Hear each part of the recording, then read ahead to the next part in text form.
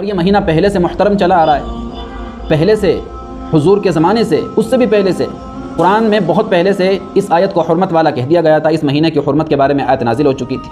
خود اللہ کے رسول 10 محرم کا روزہ رکھتے تھے، صحابہ روزہ رکھتے تھے۔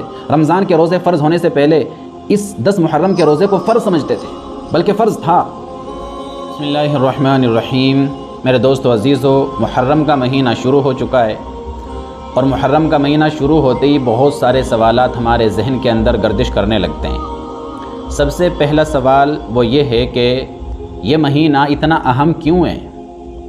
تو اس کا جواب بہت مختصر اور شارٹ کٹ انداز میں آپ کو دے رہا ہوں۔ سب سے پہلی بات تو یہ ہے کہ خود قرآن کریم نے اس مہینے کو بہت عظمت والا اور اہمیت والا مہینہ کہا ہے۔ 4 مہینے ہیں جن کو قرآن نے کہا کہ وہ بڑی حرمت والے اور اہمیت والے اور عظمت والے مہینے ہیں، ان میں سے ایک مہینہ محرم کا مہینہ ہے۔ دوسری وجہ یہ ہے کہ حدیث میں اللہ کے رسول صلی اللہ علیہ وسلم نے ارشاد فرمایا، افضل الصیام بعد رمضان شہر اللہ المحرم، کہ رمضان کے بعد سب سے افضل روزہ اگر کسی مہینے کا ہے تو وہ محرم کے مہینے کا ہے۔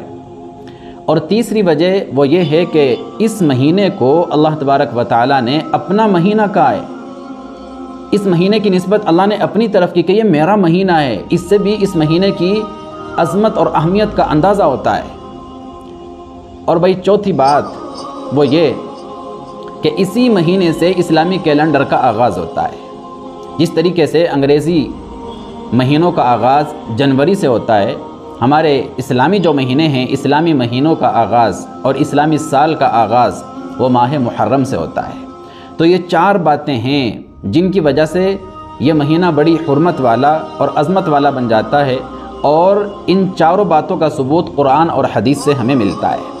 باقی اللہ تبارک و تعالیٰ نے اس مہینے کو اتنی اہمیت کیوں دی؟ تو بھائی اس کی وجہ اور اس کی حکمت وہ تو اللہ ہی جانتا ہے۔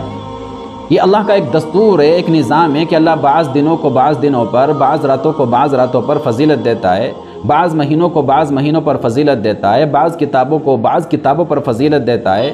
تو اللہ تعالیٰ نے اس مہینے کو دوسرے مہینوں پر کیوں فضیلت عطا فرمائی، یہ اللہ ہی بہتر جانتا ہے۔ ہمیں تو صرف اس بات پر فوکس کرنا چاہیے کہ اللہ نے اس مہینے کو چونکہ عزت دی ہے، تو اس مہینے میں جو اعمال قرآن اور سنت سے ثابت ہیں ہمیں ان کا اہتمام کرنا چاہیے۔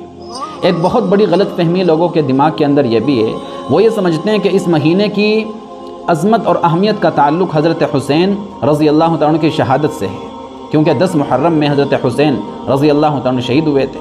تو یاد رکھیں ایسا نہیں ہے، یہ بھی بہت بڑی غلط فہمی ہے۔ حضرت حسین رضی اللہ تعالیٰ عنہ کی شہادت تو اللہ کے رسول کی وفات کے تقریباً 60 سال کے بعد ہوئی، اور یہ مہینہ پہلے سے محترم چلا آ رہا ہے، پہلے سے، حضور کے زمانے سے، اس سے بھی پہلے سے قرآن میں بہت پہلے سے اس آیت کو حرمت والا کہہ دیا گیا تھا۔ اس مہینے کی حرمت کے بارے میں آیت نازل ہو چکی تھی۔ خود اللہ کے رسول 10 محرم کا روزہ رکھتے تھے، صحابہ روزہ رکھتے تھے۔ رمضان کے روزے فرض ہونے سے پہلے اس 10 محرم کے روزے کو فرض سمجھتے تھے، بلکہ فرض تھا۔ تو ایسا نہیں ہے کہ حضرت حسین رضی اللہ تعالیٰ عنہ کی شہادت کی وجہ سے یہ مہینہ حرمت والا بنا ہو، عظمت والا بنا ہو، بلکہ یہ کہہ سکتے ہیں کہ حضرت حسین رضی اللہ تعالیٰ عنہ کی فضیلت مزید بڑھ جاتی ہے اس وجہ سے کہ اللہ نے ایک عظیم اور مبارک دن کے اندر، 10 محرم کے اندر، مبارک مہینے کے اندر ان کو شہادت عطا فرمائی۔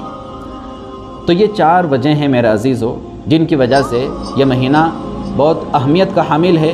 اللہ تعالیٰ اس مہینے میں ہمیں جو کچھ بھی اعمال ہیں میں انشاءاللہ ان کو الگ سے ویڈیو میں بتاؤں گا، ان پر عمل کرنے کی توفیق عطا فرمائے۔